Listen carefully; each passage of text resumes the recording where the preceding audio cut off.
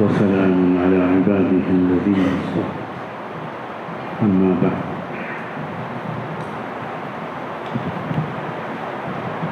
أعوذ بالله من الشيطان الرجيم بسم الله الرحمن الرحيم أفحسبتم أنما خلقناكم عبثا وأنكم إلينا لا ترجعون فتعالى الله الملك الحق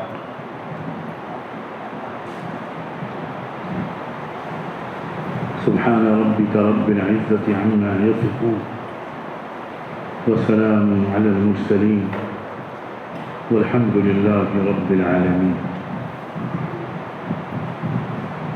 اللهم صل على سيدنا محمد وعلى آل سيدنا محمد وبارك وسلم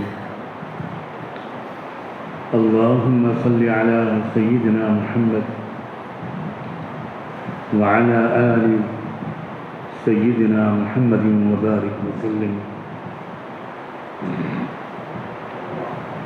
اللهم صل على سيدنا محمد وعلى آل سيدنا محمد وبارك وسلم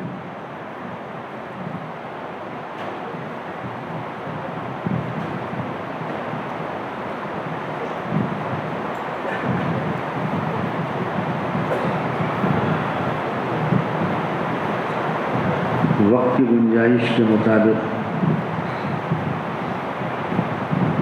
توحید اور رسالت کے بارے میں بہت ہی مختصر کچھ باتیں عرض کی جا سکیں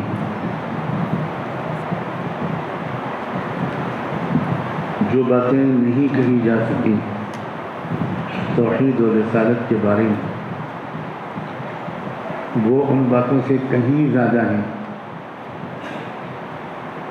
جو کہی جا سکتی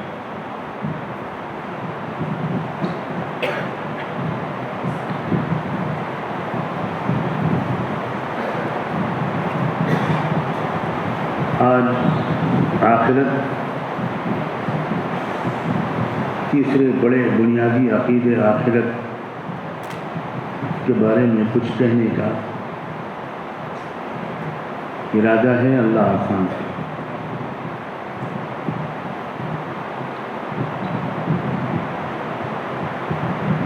پہلے تو یہ بات سمجھیے کہ آخرت کیوں ضروری ہے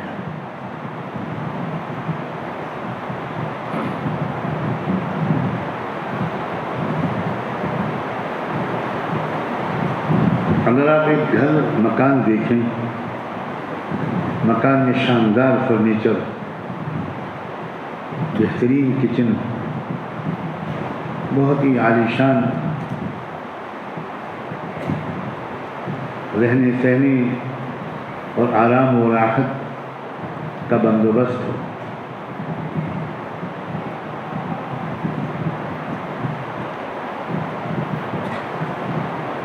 کسی چھوٹی سے چھوٹی کسی چیز کی کوئی کمی نہ ہو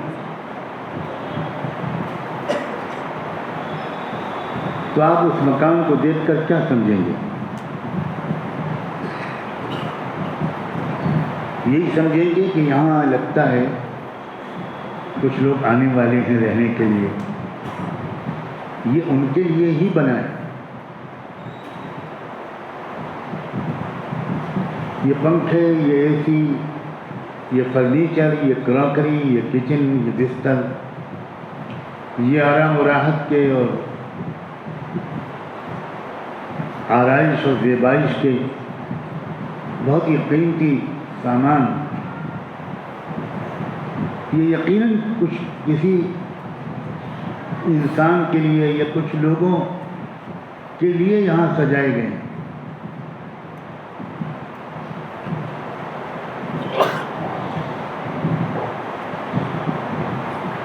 آپ کسی صورت میں یہ بات نہیں مان سکتے کہ کروڑوں روپے خرچ کیے گئے ہیں اس مکان کے بنانے اور سجانے پر، مگر یہاں کوئی آنے والا اور رہنے والا نہیں۔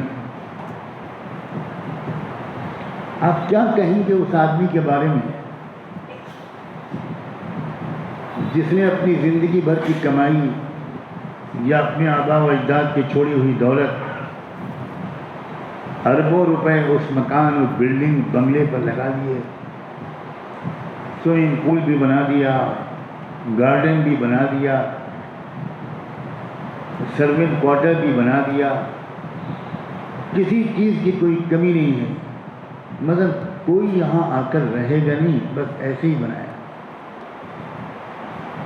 کیا آپ مان سکتے ہیں کہ کوئی ایسا مکان بھی دنیا میں بنایا جا سکتا ہے؟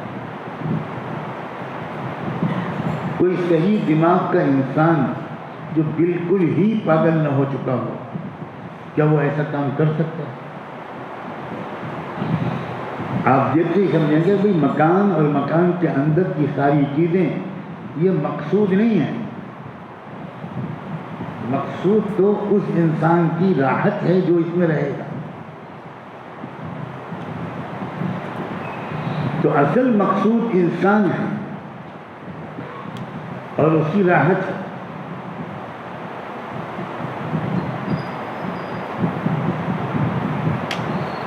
اب آپ اسی مثال کو سامنے رکھ کر سوچئے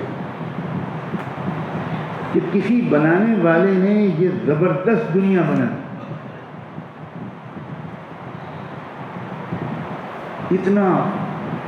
اتنی بڑی کائنات،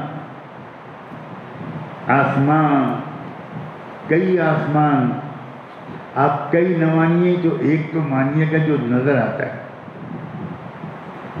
سورج، چاند، ستارے، ہوائیں، دن اور رات، پھل، پھول، سبزیاں، ترکاریاں، جانور، پرندے، چرندے اور کیا نہیں۔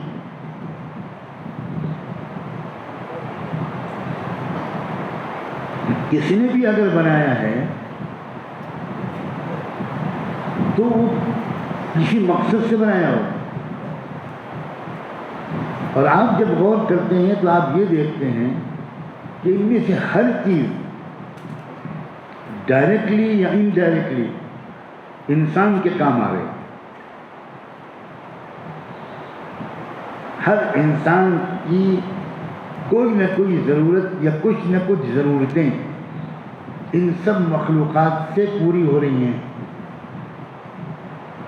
تو یہ جتنی چیزیں ہیں، اتنا زبردست انتظام، انسان ان کے کام نہیں آ رہا ہے، یہ انسان کے کام آ رہا ہے۔ انسان سے سورج کو کوئی فائدہ نہیں مل رہا، انسان سے ستاروں اور چاند کو کوئی فائدہ نہیں پہنچ رہا، آسمان اور زمین کو کوئی فائدہ نہیں پہنچ رہا، انسان سے کسی مخلوق کو کوئی فائدہ نہیں پہنچ رہا، ہر ایک سے انسان کو فائدہ پہنچ رہا۔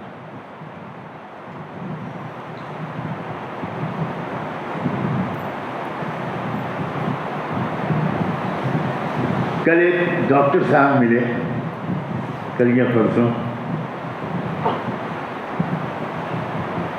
ہومیوپیتھی کے بڑے ماہر ڈاکٹر ہیں۔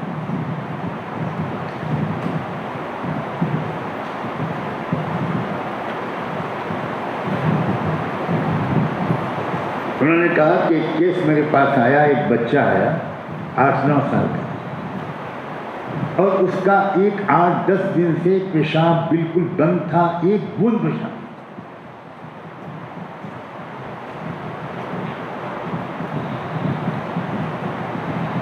تو انہوں نے کہا کہ میں نے ایک دوا اس کو دی، ایک خوراک، اور یہ کہا کہ ابھی اب جاؤ مت، یہیں بیٹھو۔ آدھے گھنٹے کے اندر یا پون گھنٹے کے اندر اس کو کھل کے پیشاب ہو۔ وہ دوا ڈاکٹر صاحب نے بتایا کہ وہ فلاں کیڑے سے بنی ہے،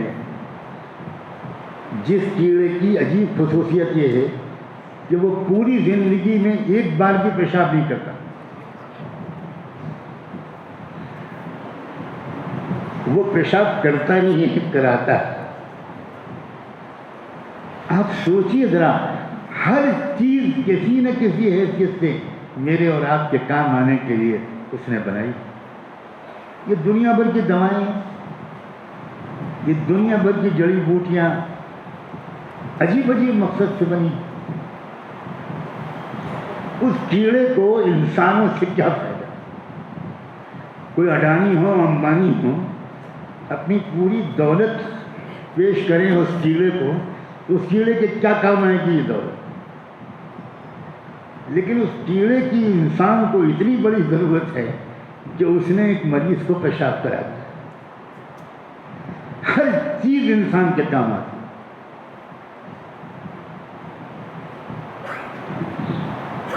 دنیا، آپ راستے میں گزرتے ہیں، جنگل کی بالکل جڑی بوٹیاں آپ کو نظر آتی، پودے الٹے سیدھے پودے، آپ بالکل نہیں جانتے کہ ان پودوں کی کیا فائدہ ہے. کبھی کبھی آپ کو غصہ بھی آتا ہے یار یہ بلا وجہ جنگل اگا ہوا ہے. میں ایک بار بہار میں جماعت میں چل رہا تھا، پورنیہ کے علاقے سے ایک علاقے سے دوسرے علاقے تک ہماری جماعت بس میں بیٹھ کر جا رہی تھی، اور وہ بھی بس بہار کی، جو مکمل بے بسی کی تربیت کرتی ہے. خانقاہ میں جانے کی ضرورت نہیں، بس بس میں سوار ہو جائے. کیونکہ جتنے لوگ مسافر بس کے اندر تھے شاید اس سے کچھ زیادہ بس کی چھت پر تھے، اور جتنے بس میں تھے وہ سب بول رہے تھے اور سب ایک دوسرے سے کہہ رہے تھے خاموش خاموش خاموش خاموش. ایک بار وہاں ضرور جائیے. ابھی کل پرسوں وہاں موبائل ٹاور چوری ہو گئے. سبحان اللہ. جہنم میں بہت اسپیشل کلاس بنانا پڑے گا.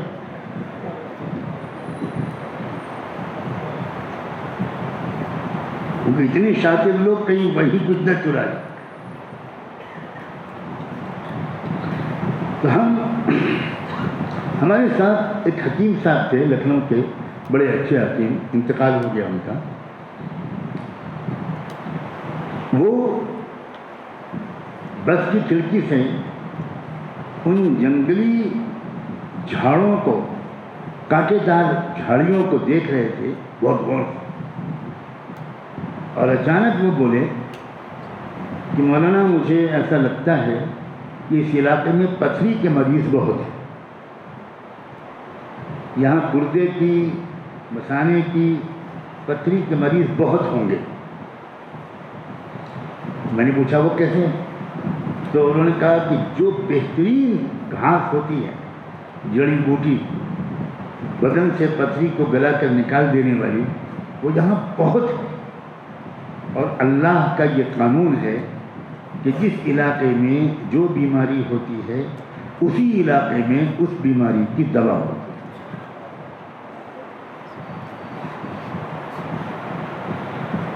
میں نے بھی سوچ لیا کہ آج حکیم صاحب کی نبض دیکھنی ہے. یہ بہت مریضوں کی نبض دیکھ چکے، اب آج میں ان کی نبض دیکھوں گا. یہ واقعی سچ بات کہہ رہے ہیں یا اپنے فن کا ایک جھوٹا دعویٰ کر رہے ہیں. ہماری جماعت مسجد میں جا کر رکی، گاؤں کی مسجد میں.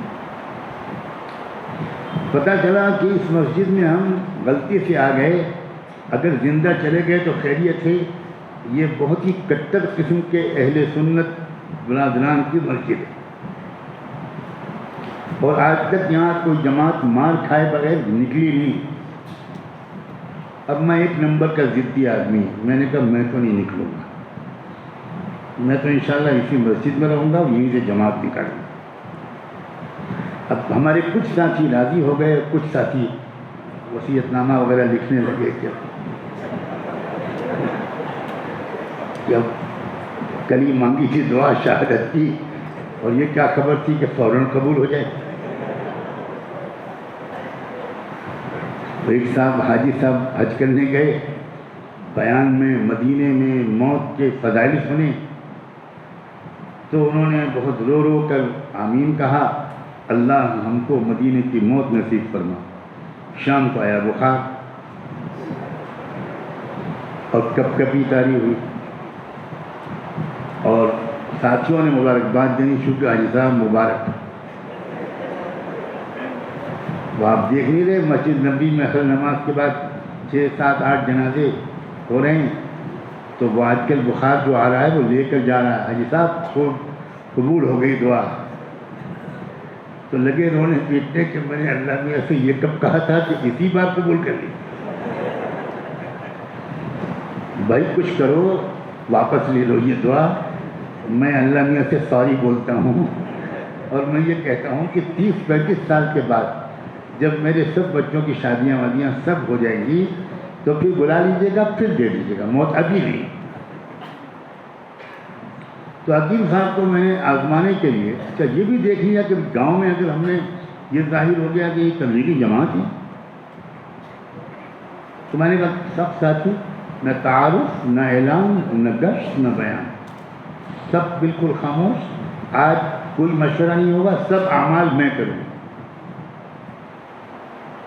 اور میں نے ایک صاحب سے ہرا کپڑا لے کر ہری پگڑی ماری۔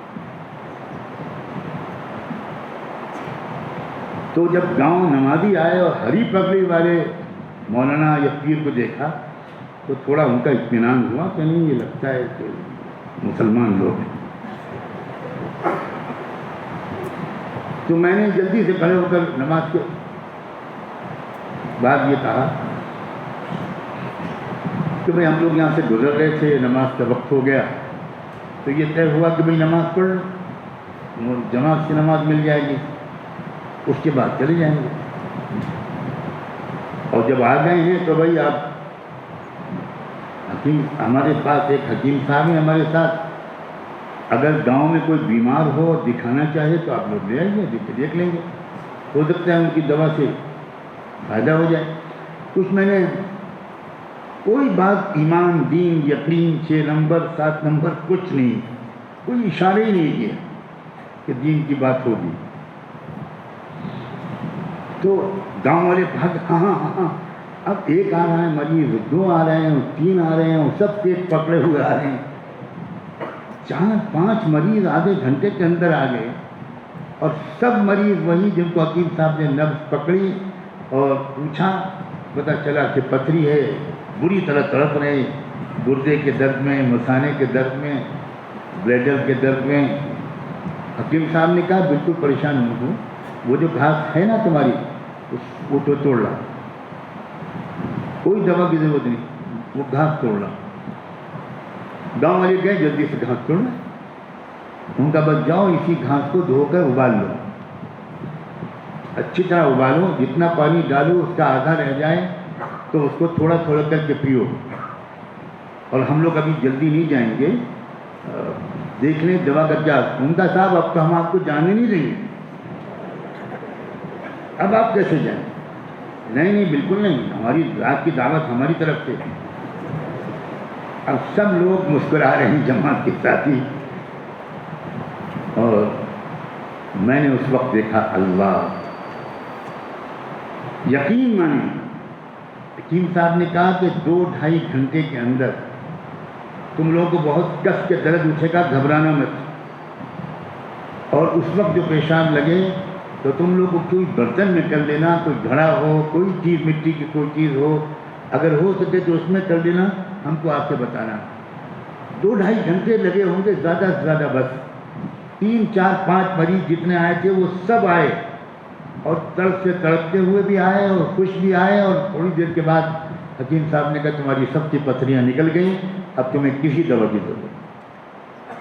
اللہ نے اپنے بندوں کے لیے کیا کیا بنایا ہے۔ ہم مخلوق اللہ کی، اللہ کو کیا دے رہے ہیں؟ اللہ نے اپنے لیے تو کچھ بھی نہیں بنایا، دنیا تو دنیا، اللہ نے تو اپنے لیے آخرت بھی نہیں بنائی، اللہ نے اپنے لیے جنت بھی نہیں بنائی۔ پیار، محبت، شفقت اور بے لوث اور بے غرض محبت کی اس سے اونچی کوئی مثال ہو سکتی ہے؟ ایک باپ بھی اپنے بیٹے کے لیے روزی کماتا ہے تو باپ کے بھی ذہن میں کہیں نہ کہیں ہوتا ہے کہ میرے بڑھاپے کا سہارا بنے، اللہ کو کون سا سہارا؟ تو جب یہ دنیا کی حیثیت یہ ہے کہ سب کچھ ہمارے لیے ہے، ہم لوگ تو چند چیزیں جانتے ہیں نا، کیڑے کی مثال اور گھاس کی مثال میں نے اسی لیے دی، ہم لوگ تو آٹا دال چاول کو جانتے ہیں، لیکن ایک سے ایک سمندری مخلوقات، عجیب و غریب قسم کی مخلوقات، سب کچھ اللہ نے انسان کے لیے بنایا ہے۔ تو پھر سوال یہ ہے کہ انسان کو کاہے کے لیے بنایا؟ یہ اتنا بہترین سوال ہے، ہم میں سے ہر ایک کو ضرور سوچنا چاہیے۔ اگر آخرت پر یقین نہ ہو تو دنیا کا کوئی بڑے سے بڑا مفکر اس سوال کا جواب نہیں دے سکتا کہ انسان کو کیوں بنایا۔ کوئی جواب ہی نہیں ہے۔ یہیں پر آ کر اس سوال کا جواب ملتا ہے کہ آخرت کیوں ضروری۔ بھائی یہ دنیا بنائی ہی آخرت کے لیے گئی، یہ دنیا انسان کے لیے بنائی گئی اور انسان آخرت کے لیے بنایا گیا۔ آخرت نہ ہو تو دنیا کے وجود کا کوئی مقصد ہی نہیں۔ بلکہ سچی بات یہ ہے کہ انسان اعتراض اور احتجاج تک کر سکتا ہے کہ اللہ آپ نے مجھے پیدا کیوں کیا۔ یہ زندگی کا ذرا سا انالائسس کیجیے، خاصا حصہ تو بچپن میں گزر گیا،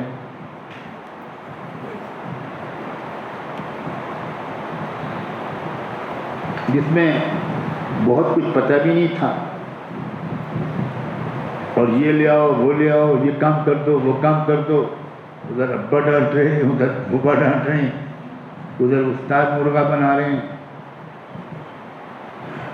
تو بچہ تو بیچارہ یہ سوچتا رہتا ہے کہ بھائی میں ابھی تو چھوٹا ہوں، بھگت لوں، تھوڑی دن انتظار کر لوں، بڑا ہونے کے بعد بتاؤں گا انشاءاللہ۔ اب جب وہ بڑا ہوتا ہے تو کیا ہوتا ہے؟ اب بورڈ کا امتحان آ گیا، اب بیچارہ پڑھ رہا ہے، دن میں رات میں ٹوائلٹ میں باتھ روم میں، وہ سموسہ کھا رہا ہے تو میتھمیٹک یاد آ رہی ہے، وہ چائے پی رہا ہے تو فزکس کا امتحان یاد آ رہا ہے، اس کا کسی چیز میں بل نہیں لگ رہا، ادھر ون ڈے میچ ہوتا ہے وہ ہو رہا ہے، ادھر کل امتحان ہے، وہ لڑکا سوچتا ہے یار مصیبت میں آ گئے، یہ 10واں 12واں نکل جائے پھر مزہ ہے۔ بچے یہ ٹھیک کہہ رہا ہوں میں، دیکھو لڑکوں سے پوچھ رہا ہوں، بڈھوں سے نہیں پوچھ رہا ہوں۔ اور اس کے بعد پھر اب پڑھو بھی، گھر کے کام بھی کرو، ابا کی ڈانٹ بھی کھاؤ، چلی میں بھی جاؤ، 3 دن بھی جاؤ، نماز بھی پڑھو۔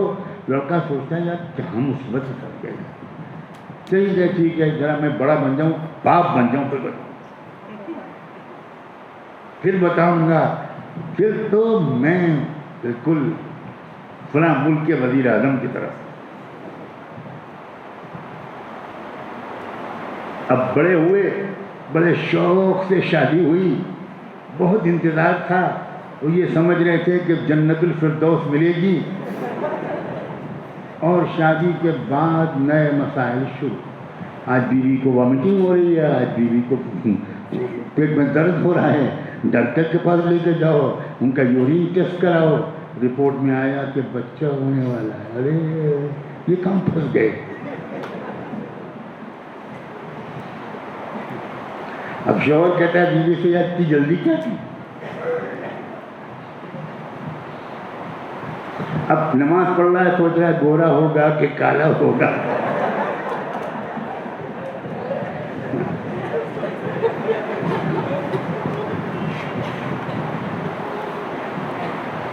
اب کاروبار بھی کرے، دفتر بھی جائے، بیوی بیمار ہے تو خود چائے بھی بنائے، کھانا بھی پکائے، بچے کی دوا بھی کرائے، یہ کرے وہ کرے، اللہ اللہ کر کے کسی طرح بچہ ہو، چھٹی ملے۔ بچہ ہونے کے بعد چھٹی ملنے کیا سوال پیدا ہوتا ہے؟ آج بچے کو کھانسی آ رہی ہے، آج بچے کو نزلہ ہو رہا ہے، ناک بہ رہی ہے، آج موشن ہو رہے ہیں، آج یہ ہو رہا ہے وہ ہو رہا ہے، اب دوڑو ڈاکٹر کے یہاں، نہ رات میں سو رہے ہیں نہ دن میں سو رہے ہیں، وہ رات میں تھکے آ رہے لے کے تو بچوں نے کہا چوں اٹھ گئے. یہ زندگی، یہ کوئی زندگی ہے؟ آپ بتاؤ کس اسٹیج پر انسان کو راحت ملتی ہے؟ آج میں پوسٹ مارٹم کرنے بیٹھا ہوں اس دنیا کی زندگی. کون سا اسٹیج ہے جس میں اس دنیا میں انسان کو سکون ملتا ہے؟ ایسا سکون جس میں کسی تکلیف کی ملاوٹ نہ ہو، ایسا سکون، ایسی خوشی جس میں کسی غم کی ملاوٹ نہ ہو، ایسا اطمینان جس میں مستقبل کے بارے میں کوئی اندیشہ نہ ہو. یہ کیوں بار بار قرآن کہتا ہے لا خوف علیہم ولا هم یحزنون؟ اس زندگی یہ تکلیفوں سے، چیلنجز سے، آزمائش سے بھری ہوئی زندگی. پھر کیوں پیدا کیا اللہ؟ اگر آخرت نہ ہو تو کسی اور نے نہیں. میرے والد ماجد حضرت مولانا محمد منظور نعمانی نے اس کتاب میں جو میرے ہاتھ میں ہے، قرآن آپ سے کیا کہتا ہے، اس میں ایسی بات لکھتی ہے جو میں سمجھتا ہوں شاید کوئی اور لکھنے کی ہمت نہیں کر سکتا. وہ کہتے ہیں، لکھا ہے انہوں نے، اور یہی سنانے کے لیے کتاب لے کر آیا ہوں کہ اگر آخرت کی زندگی پر ایمان نہ ہوتا تو میں اپنے پیدا کیے جانے پر احتجاج کرتا،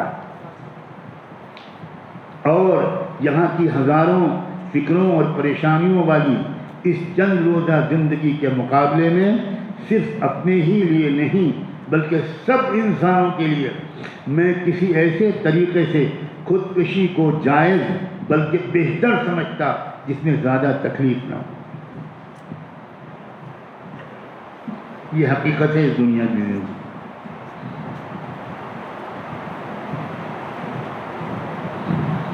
اس دنیا کی وجود کا جسٹیفیکیشن ہماری زندگی کا، ہمارے پیدا کرنے کا کوئی جواز ہی نہیں.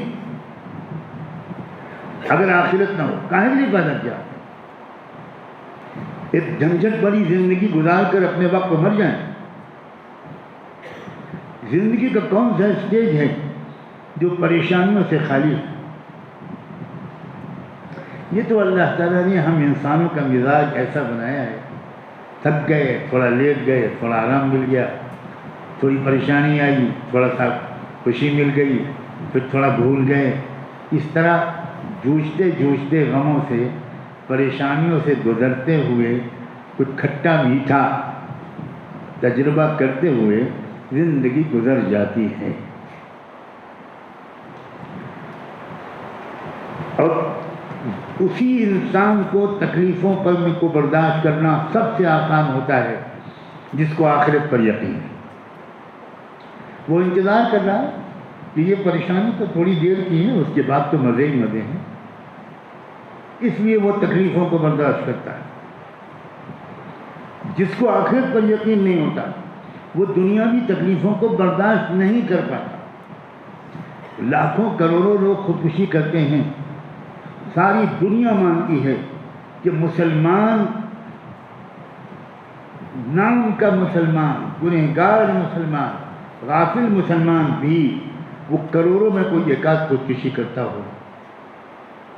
یہ مسلمان جو بیچارہ بہت زیادہ دیندار بھی نہیں مگر اس کو کہیں نہ کہیں اس کے کان میں ہے اللہ بھی ہے اور آخرت بھی ہے، وہ ہے تو وہ کہتا ہے کہ ٹھیک ہے اللہ کی مرضی میں برداشت کر لیتا ہوں.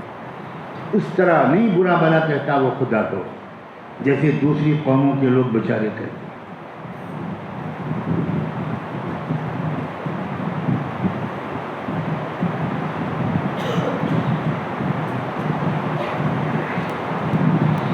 آخرت نہ ہو تو اس بات کو آج بالکل اچھی طرح ذہن نشین کر لیجیے کہ اس دنیا کے پیدا کرنے کا اور اس دنیا میں ہمارے پیدا کرنے کا کوئی مطلب، کوئی جواب ہی نہیں.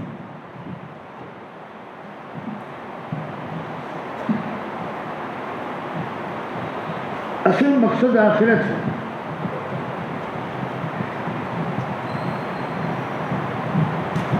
ایک دوسرا پہلو اور اس کو بھی ذرا بہت گہرائی سے سمجھیے. ہم اس دنیا میں دیکھتے ہیں کہ بعض لوگ بڑے اچھے ہوتے ہیں، غریبوں کے ہمدرد ہوتے ہیں، سچے ہوتے ہیں، شریف ہوتے ہیں، کسی کا برا نہیں چاہتے، کسی پر ظلم نہیں کرتے، کسی کا حق نہیں مارتے. مگر دنیا میں اکثر اوقات پریشان رہتے ہیں اور پریشانیوں سے گزرتے گزرتے اس دنیا سے چلے جاتے. اس کے برعکس ہم یہ بھی دیکھتے ہیں کہ بہت سے ظالم، بہت بدماش، بہت بے رحم، قوموں کا خون بہانے والے، جوانوں کو جیلوں میں ٹھوسنے والے، بہت سی برائیوں کا ارتکاب کرنے والے، وہ دنیا میں بڑے عیش و آرام سے رہتے ہیں.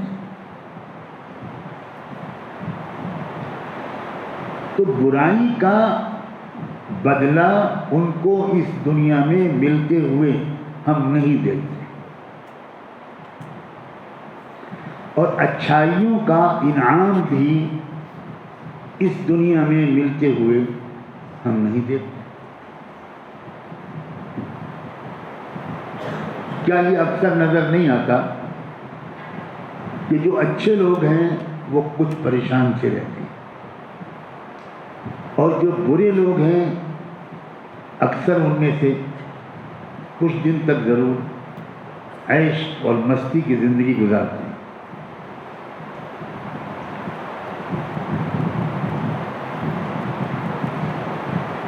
کیا ایسا ہونا چاہیے کہ اچھوں کو اچھائی کا انعام نہ ملے؟ یہ انصاف ہے؟ اسے عقل قبول کرتی ہے؟ کیا ایسا ہونا چاہیے کہ مجرموں کو ان کی مجرمانہ حرکتوں کی کوئی سزا نہ ملے؟ کیا ایسا ہونا چاہیے؟ بتائیے. اچھے لوگوں کو انعام تو ملنا چاہیے اور برے لوگوں کو سزا ملنی چاہیے. اب اور آگے سوچیے،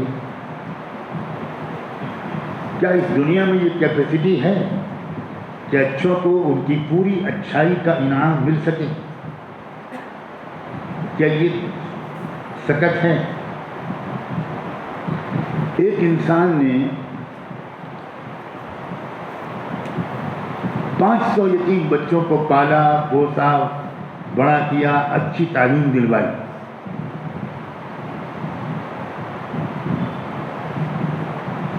اس کو انعام ملنا چاہیے 500 یتیم بچوں کے ساتھ جو اس نے اعلیٰ درجے کا انسانی سلوک کیا ہے، اس کو اس کا انعام ملنا چاہیے. اب 500 بچے مجموعی طور پر 60 70 80 سال زندہ رہے، انہوں نے دنیا کی راحتوں کا مزہ کی چکھا، ان کو عزت ملی، کوئی ان میں جج بنا، کوئی وزیر بنا، کوئی ڈاکٹر بنا، کوئی انجینئر بنا، کوئی عالم و داعی بنا، کوئی بڑا تاجر بنا. اب ان کے بچے، ان 500 یتیم بچوں کے، وہ اور آگے ترقی کے راستے پر گئے. اس شخص نے جس نے 500 یتیم بچوں کے ساتھ اتنا شاندار سلوک کیا، اس کو بہت انعام آپ دیں گے تو کتنے سال تک یہ انعام لے گا آپ سے؟ بتائیے. 60 70 سال 80 سال، اس کے بعد مر جائے. تو کیا اس کی پوری اچھائی کا انعام اس کو دنیا میں مل پایا؟ اس کو تو 1000 سال ملنے چاہیے تھے، تب جا کر کچھ اس کو انعام مل پاتا. 2000 2500 سال ملنے چاہیے تھے، تب جا کر اس کو اس کی اچھائی کا انعام مل پاتا. مگر یہ دنیا میں ممکن نہیں. پتہ چلا اچھائی کا انعام اس دنیا میں مل ہی نہیں سکتا. اب آپ ذرا الٹا کر کے سوچئے، ایک شخص ہے جس نے 500 انسانوں کو مارا، مکان جلا دیے، زندہ جلا دیا، کار میں باندھ کے جلا دیا، اب یہ 500 انسانوں کو جس نے جلایا ہے اس کو بڑی سے بڑی سزا دی جا سکتی ہے، سزائے موت۔ کتنی بار سزائے موت دی جائے؟ ایک ہی بار۔ تو ایک انسان کو مارتا تب بھی سزائے موت ملتی، 500 کو مارا تب بھی ایک ہی بار سزائے موت مل گئی۔ تو اس دنیا میں برائیوں کی سزا کی بھی گنجائش نہیں، ہو ہی نہیں سکتی۔ انہی سوالوں کا جواب یہ ہے کہ بھائی خدا کے بندو یہی تو سمجھو، اچھائیوں کا انعام اس دنیا میں نہیں دیا جا سکتا، بڑے سے بڑی حکومت نہیں دے سکتی، مجرموں کو ان کے جرموں کی سزا اس دنیا میں نہیں دی جا سکتی۔ اس کے لیے کوئی ایسی دنیا ضروری ہے جہاں کبھی موت نہ آئے، جہاں وہ انعام کا سلسلہ مسلسل جاری رہے، جہاں وہ سزا کا سلسلہ مسلسل جاری رہے، اسی دنیا کا نام ہے آخرت۔ اب سمجھ میں آیا کہ آخرت ضروری ہے؟ کل مجھ سے ایک صاحب پوچھ رہے تھے کہ سائنسداں یہ کہتے ہیں، فلاں بات سائنسداں کہتے ہیں۔ اب مشکل یہ ہے کہ عام طور سے گہرائی سے سوچنے کی عادت ہم لوگوں کو اس دور میں نہیں پڑی، تو کوئی سوال بھی ہمارے سامنے آ جاتا ہے تو اکثر ہمارے نوجوان پریشان ہو جاتے ہیں، کنفیوز ہو جاتے ہیں، اور اس کی وجہ یہ ہوتی ہے کہ وہ کسی سمجھدار آدمی کے پاس اٹھتے بیٹھتے نہیں۔ میں لفظ کیا بول رہا ہوں، میں یہ نہیں کہتا کہ وہ کسی اللہ والے کے پاس نہیں جاتے، یہ لفظ نہیں بول رہا، کیونکہ جہاں اللہ والا لفظ بولا نوجوانوں نے کہا کہ آئی ایم ناٹ انٹرسٹڈ، یہ ہمارے مطلب کی چیز ہے۔ ہم تو جب 60-70 سال کے ہو جائیں گے اور 70 چوہے کھا چکیں گے اور پیٹ میں آنت بھی نہیں رہے گی اور منہ میں دانت بھی نہیں رہے گا، تب جائیں گے 4 مہینے کے لیے اللہ کے راستے، اور وہ بھی ایکچولی اس لیے جائیں گے کہ گھر میں جو بہو آئی ہے اس کو بڑا اعتراض ہے کہ یہ بڑے میاں ہر وقت گھر میں پڑے رہے، میں ٹی وی نہیں دیکھ پاتی، میں یہ نہیں کر پاتی، میں وہ نہیں کر پاتی، تو وہ وہ بہو اپنے خسر کو اپنے شوہر سے کہتی ہے اپنے ابا کو اللہ کے راستے میں نکلنے کے فضائل بتائیے، بڑی فضیلت ہے۔ اور شوہر آج کل بیچارہ بالکل اقلیتی فرقہ ہے، وہ یہی کہتا ہے کہ yes madam okay I will do it. بیگم کی بات کو ٹالنے والا تو کوئی مرد بہت عرصے سے نہیں پیدا۔ اب وہ ابا کو پٹی پڑھانا شروع کر، با دیکھیے آخرت بہت اہم ہے، قبر حشر کا مسئلہ ہے، اور اللہ آپ کا سایہ سلامت رکھے، لیکن ڈاکٹر نے تو بتایا ہے کہ آپ کا گردہ ٹھیک کام نہیں کر رہا۔ ہاں بیٹا میں کیا کروں ابا، یہی وقت ہے مغفرت کا، میں لے کے جاتا ہوں اور بڑھیا سی جماعت میں جوڑتا ہوں۔ انا للہ و انا الیہ۔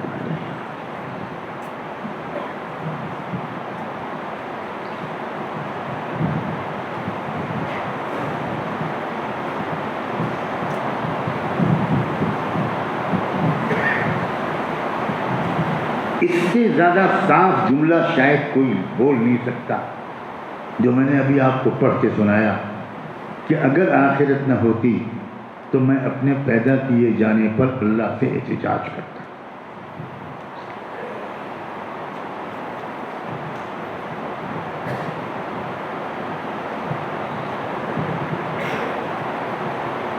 آخرت پر یقین اور آخرت کی فکر اور اکثر اوقات آخرت کو یاد رکھنا، یہ آخرت کو تو شاندار بناتا ہی ہے، اس دنیا کی زندگی کو آسان کر دیتا ہے، یہاں کی پریشانیوں کو جھیلنا آسان کر دیتا ہے۔ ایک انتظار رہتا ہے انسان کا کہ یہ تھوڑے دن کی پریشانی ہے، انشاءاللہ اللہ تعالیٰ مغفرت کر دے گا تو سب ختم ہو جائے گا۔ آخرت پر یقین انسان کے اندر ہمت پیدا کرتا ہے، آخرت پر یقین انسان کے اندر تکلیفوں کو برداشت کرنے کی صلاحیت پیدا کرتا ہے۔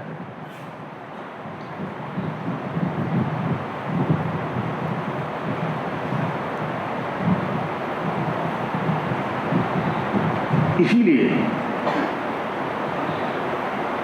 اسلام کے بنیادی عقیدوں میں سے ایک آخرت ہے۔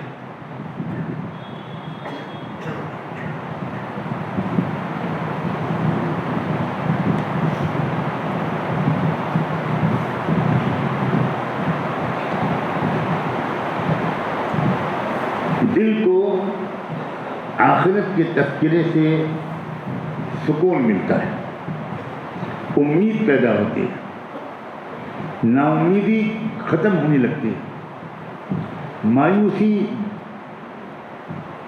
دل و دماغ سے نکلنے لگتی ہے۔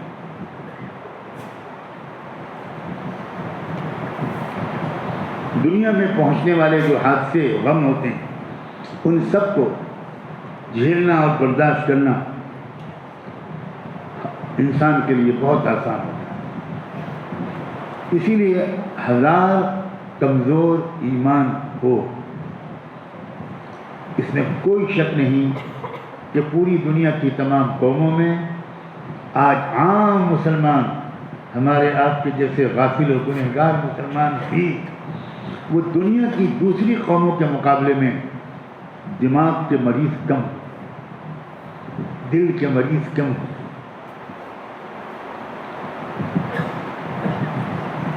ان کے چہروں پر مسکراہٹ تکلیفوں کے درمیان بھی رہتی ہے۔ میں کئی بار یہ واقعات سنا چکا ہوں کہ غیر مسلم لوگ اس کو واچ کرتے ہیں، جو ذہین لوگ ہیں وہ اس پر نظر رکھتے ہیں کہ اتنی غربت اور پریشانیوں کے باوجود مسلمانوں کے چہروں پر دوسروں کی بنسبت مسکراہٹ زیادہ رہتی ہے۔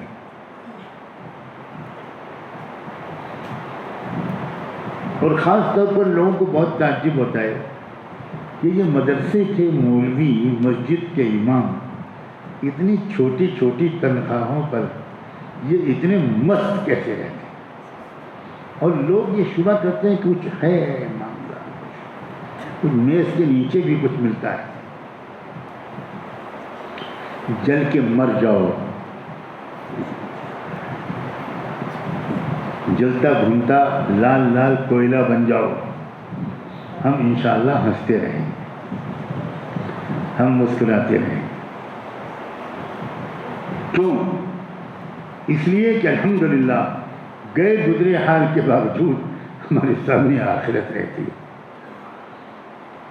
ہم ایک نماز پڑھ لیتے ہیں، ہم کو سکون مل جاتا ہے، ہم ایک سجدہ کر لیتے ہیں، ہم کو سکون مل جاتا ہے، ہم ایک بار کہہ دیتے ہیں ربنا آتنا فی الدنیا حسنہ، ہم کو سکون مل جاتا ہے، ہم ایک بار درود شریف پڑھ لیتے ہیں، ہم کو سکون مل جاتا ہے، ہم ایک روزہ رکھ لیتے ہیں، ہمارا دل خوش ہو جاتا ہے، ہم دن بھر بھوکے رہتے ہیں روزے میں اور کوئی پریشانی نہیں ہوتی۔ اتنی بڑی نعمتیں ہم لوگوں کو ملی ہوئی ہے، لیکن وہ گھر کی مرغی بن گئی ہے تو اس کی قدر نہیں ہو رہی۔ کسی قوم کے پاس یہ نعمت نہیں۔ ہمارے ملک کے مسلمانوں کے مسائل کی قیادت کرتے ہوئے، نمائندگی کرتے ہوئے حضرت مولانا سید ابو الحسن علی ندوی اس وقت بھارت کے وزیر اعظم راجیو گاندھی کے پاس گئے، کئی بار جانا پڑا ایک خاص مسئلے کی وجہ سے۔ تو ایک ملاقات جو ہوئی وہ رمضان سے 10-15 دن پہلے ہوئی، تو حضرت مولانا نے وزیر اعظم سے کہا کہ دیکھیے اب جو معاملہ طے ہو رہا ہے اس کو جلدی فائنل شکل دیجیے، 4-5 دن کے اندر ایک قانون بنوانا تھا، پارلیمنٹ سے منظور کروانا تھا۔ حضرت مولانا نے کہا کہ اب اس کو جلدی ختم کیجیے، کیونکہ اب رمضان آ رہا ہے، ہم رمضان میں نہیں آ سکتے، پھر وہ بہت لمبے عرصے کے لیے ٹل جائے گا۔ تو وزیر اعظم راجیو گاندھی نے بڑی معصومیت سے کہا، مولانا صاحب آپ اتنے بزرگ آدمی ہیں اور یہ سخت گرمی میں رمضان آ رہا ہے، تو آپ کیوں نہیں ایسا کرتے کہ جولائی میں روزہ مت رکھیے، آپ جب دسمبر جنوری آ جائے گا تب رکھ لیجیے۔ تو کیا جواب دیا حضرت مولانا نے؟ ایسی قیادت کی ضرورت ہے۔ حضرت مولانا نے فرمایا کہ راجیو جی آئندہ دوبارہ یہ بات مت کہیے گا، ابھی تو یہاں میں اور میرے ساتھی ہیں تو ہم لوگ اس کو چھپا لیں گے، ورنہ دنیا میں یہ پیغام جائے گا کہ 30 کروڑ مسلمانوں کی آبادی والے ملک کے وزیر اعظم اسلام سے اتنا ناواقف ہے کہ وہ کہہ رہا ہے کہ آپ رمضان دسمبر میں منا لیجیے۔ یہ بات دوبارہ نہ کہیے گا، ہم تو وعدہ کرتے ہیں کہ ہم نہیں کہیں گے بات، آپ کو بدنام نہیں کرنا چاہتے، لیکن دوبارہ مت کہیے۔ تو راجیو کا کیا مطلب؟ کیا مطلب؟ مجھے آپ بتائیے، میں ٹھیک ہے میں نہیں جانتا۔ انہوں نے کہا کہ یہ ہمارے اختیار میں نہیں ہے کہ اس مہینے میں ذرا گرمی ہے تو پنڈت جی نے کہہ دیا کہ نہ اگلے مہینے۔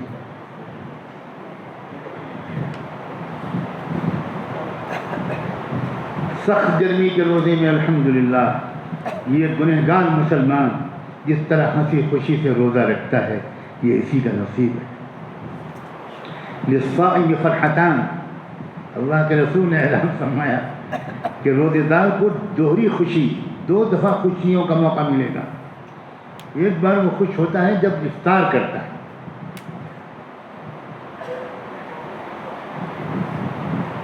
رگ رگ میں روح افزا کی تراوٹ پہنچ جاتی ہے۔ ذهب الظما وابتلت العروق وثبت الاجر ان شاء اللہ۔ رسول اللہ نے دعا بھی کیا سکھائی ہے؟ افطار کے بعد حضور دعا کیا پڑھتے تھے؟ ذهب الظما، پیاس گئی، وابتلت العروق، اور نس نس رگ رگ اب جو سوکھ گئی تھی اس میں تراوٹ پہنچ گئی۔ وثبت الاجر ان شاء اللہ، اور دونوں ہاتھ میں لڈو، یہاں افطار کا مزہ اور مغفرت بھی واجب ہو گئی۔ یہ اللہ کے رسول پڑھا جاتا ہے۔ ایک خوشی یہاں ملے گی، ایک خوشی یوم آخرت میں ملے گی۔ این الصائمون، اعلان ہوگا روزے دار کہاں ہیں، کس طرح لوگ رجسٹریشن کرائیں گے کہ ہم ہیں روزے دار، تو کہا جائے گا کہ ایک جنت کا ایک گیٹ ہے الریان، اس سے صرف روزے دار لوگ جا پائیں گے، ایک اسپیشل گیٹ ہے روزے داروں کے لیے۔ اور ریان کہتے بھی کس کو؟ ریان کسے کہتے؟ رئی کہتے ہیں پھیپھڑے کو۔ ریان کا مطلب یہ ہوا کہ تم تو اس گیٹ سے گزرو گے تو تم کو سر سے پیر تک اور باہر سے اندر تک تم کو تراوٹ محسوس ہو۔ کیا ہے اسلام؟ کاش کہ ہم اور گہرائی سے سمجھیں اور سمجھداروں کے پاس بیٹھنے کی عادت ہے۔ میں بار بار یہ بات دوہرا رہا ہوں، عزیزوں سمجھداروں کے پاس بیٹھو، اور علماء سے یہ کہتا ہوں کہ آپ مولویانہ انداز کے بجائے دوستانہ انداز سے ان عزیز نوجوانوں کو سمجھائیے، دوستی کیجیے ان سے۔ یہ ہیرے جواہرات ہیں، بہترین صلاحیتیں ان کے اندر چھپی ہوئی ہیں، شاندار جذبات ہیں جو ان کے اندر ہیں، مگر ان کو ایک شکایت ہے ہم جیسے مولویوں سے، اور وہ شکایت غالب کی زبان میں یہ ہے کہ یہ کہاں کی دوستی ہے کہ بنے ہیں دوست نافع، یہ کہاں کی دوستی ہے کہ بنے ہیں دوست نافع، نصیحت کرنے والے۔ کوئی چارہ ساز ہوتا، کوئی غم گسار ہوتا۔ یہ عزیز نوجوان لڑکے یہ گناہ کیوں کرتے ہیں؟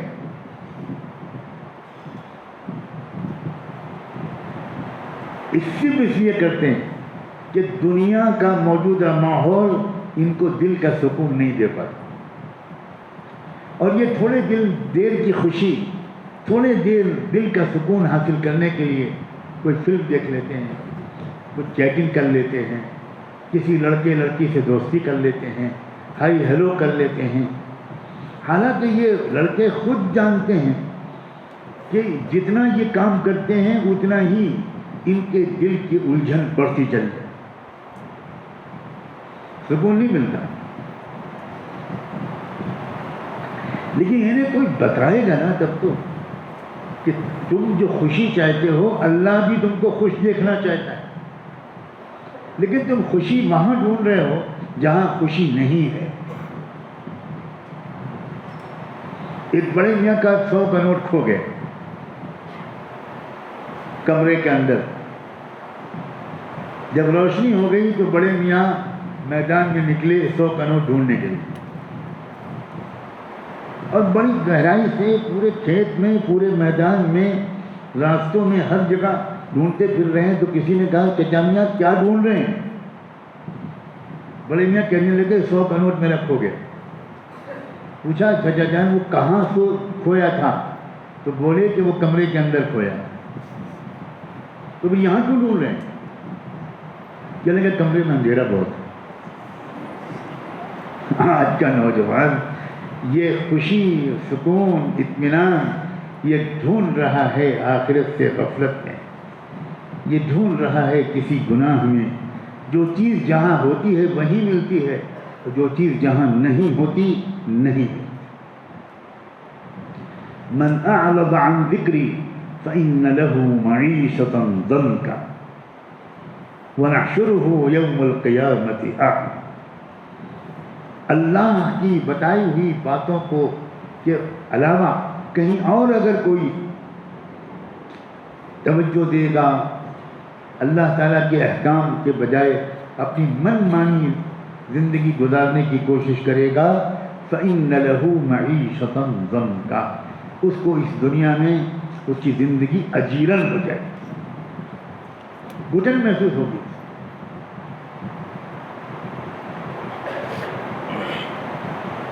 آپ نوجوان لوگ ہیں، میرے اشاروں پر تو کچھ چیزیں اگر آپ نوٹ کرو اور بعد میں ان کا مطالعہ کرو، اگر پڑھے لکھے ہو، ذوق رکھتے ہو، آپ ریسرچ کرو اس کے اوپر۔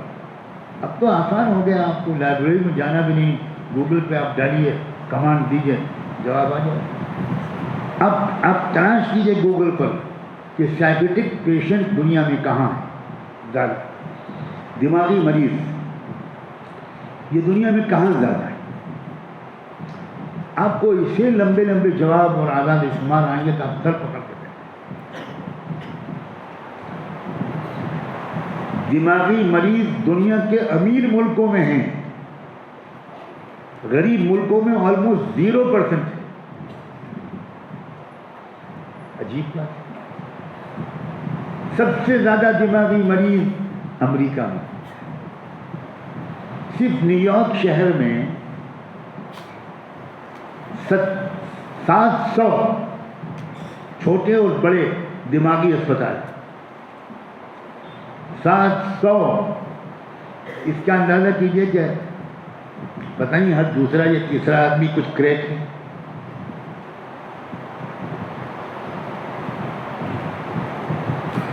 دولت سے سکون ملتا تو کبھی دماغی مریض نہ ہوتے۔ جو غریب ترین ممالک ہیں ان میں پورے ملک میں 1-2 اسپتال ہیں، زیادہ ضرورت ہی نہیں۔ ہمارے پڑوس کے ملک کے ایک دماغی امراض کے اسپیشلسٹ ڈاکٹر ندیم، وہ امریکہ کے کسی ایئرپورٹ کے واش روم میں واش بیسن پر کھڑے ہوئے وضو کر رہے۔ وضو کرنے میں انہوں نے سر کے مسح کے بعد گردن کا مسح کیا، کانوں میں انگلی ڈالی، جو مسح کا طریقہ ہے۔ بغل میں ایک گورا ڈاکٹر امریکن، ایک گورا انسان وہ بھی ہاتھ واتھ دھو رہا تھا. اب وہ بہت غور سے ان کو وضو کرتا ہوا دیکھ رہا تھا, اور جب انہوں نے گردن پر ہاتھ پھیرا, یہ تو دنیا میں کوئی کرتا ہی نہیں, تو اس نے پوچھا کہ میں پوچھ سکتا ہوں کہ آپ گردن پہ ہاتھ کیوں پھیر رہے ہیں؟ تو انہوں نے کہا یہ ہمارا وضو کا ایک طریقہ ہے, پروفٹ محمد صلی اللہ علیہ وآلہ وسلم نے ہم کو اس طرح وضو کرنا سکھایا کہ ہر وضو میں ہم ایک بار گردن پر گیلا ہاتھ پھیر.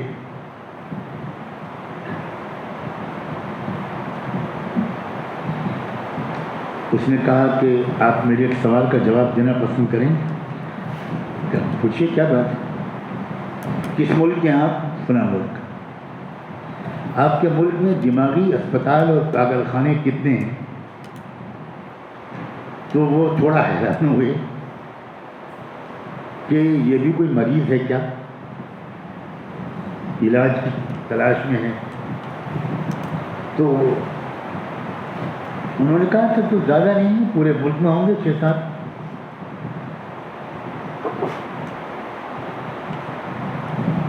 ان کا میں سمجھ گیا, آپ کے ملک میں دماغی مریض زیادہ ہو ہی نہیں سکتے. ہمارے ملک امریکہ میں یہ حالت ہے کہ ایک ایک شہر میں بنتے چلے جا رہے ہیں دماغی اسپتال, لیکن کم پڑ رہے ہیں. اب میری سمجھ میں آیا, ہماری میڈیکل سائنس یہ کہتی ہے کہ اگر دن میں 3-4-5 بار اگر گردن پر گیلا ہاتھ پھیر لیا جائے تو وہ انسان دماغی مریض نہیں ہوتا.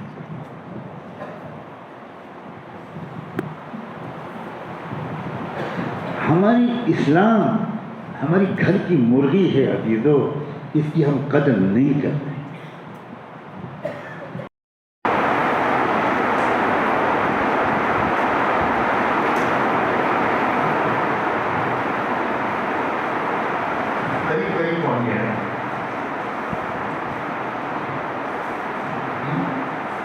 دیکھو, جب ذہنوں میں سوالات پیدا ہوتے ہیں تبھی تو اس موضوع پر گفتگو کا موقع ملتا ہے. یہ اللہ تعالیٰ نے کتنا بڑا انتظام کرایا ہے. کچھ لوگوں کو نوکری پر لگا کر دلی میں, لکھنؤ میں, ہر جگہ بمبئی میں یہ نوکری پر لگانے کیا لگا ہے. لوگوں کا دیکھو, ملک میں جو اصلی ایجنڈا ہونا چاہیے اس پر بات شروع کرو. بہت ہو گئی مہنگائی پر بات, بہت ہو گئی جابس پر بات, نان امپلائمنٹ پر, بے روزگاری پر. اب گیہوں ایکسپورٹ کرنے کے بجائے انڈیا کو ایکسپورٹ کرنا پڑ رہا ہے. یہ سب بیکار کی باتیں, پرانی باتیں. اب تو شرک اور توحید کو ایجنڈا بناؤ اس ملک کا. اب اسلام کو ایجنڈا بناؤ, اسلام کے خلاف چینل کھولو. واہ واہ واہ واہ, ایک پیسہ ہمارا خرچ نہیں ہو رہا اور اسلام موضوع گفتگو کرنے. کیا اللہ کا انتظام, اربوں ڈالر خرچ کرنے پڑتے, تب ہم لوگوں کے ذہنوں کو کھینچ کر لاتے. اس دور میں لوگ 4 آدمی بیٹھتے ہیں تو قائد میں بات کرتے. کچھ مدت پہلے تک جب لوگ بیٹھتے تھے تو قائد میں بات کرتے. تو تمہیں تو بتانا منافع کروں. کچھ دن پہلے تک جب لوگ بیٹھتے تھے تو قائد میں بات کرتے.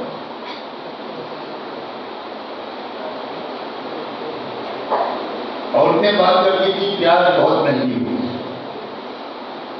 گیس بہت مہنگی ہوئی, میک اپ کا سامان بہت مہنگا ہو. مرد بات کرتے تھے اس بات کی یہاں سروس نہیں مل رہی, جاب نہیں مل رہی, مہنگائی بہت ہو گئی, اور یا سیاست پر, راجنیتی پر, پڑھنے پر بات کرتے. اب کیا ہے بات, زیادہ تر لوگ جو بات کرتے ہیں آپس میں کبھی سننے کی کوشش کرتے ہیں کہ لوگ کیا بات کر رہے ہیں. کیوں لوگ کیا بات کرتے ہیں, لوگوں کے اوپر لگا. کوئی بات کرتا ہے کہ محمد صاحب نے اتنی شادیاں کیوں کی تھی. ورنہ میں نے ایک عورت کو بٹھایا گئی اور اس نے حضور کے شان میں کچھ باتیں کہیں اور موضوع کیا بن گیا؟ محمد الرسول. اب حضور کی سیرت پر بات ہو گئی. موقع ہے کہ آپ اس کی پر بات کریں. آپ خود چھڑ نہیں پا رہے تھے ڈر کے مارے. آپ انیشیٹ نہیں کر پا رہے تھے. تو اللہ تعالیٰ نے انہیں کو چن لیا کہ بھائی تم چھیڑ.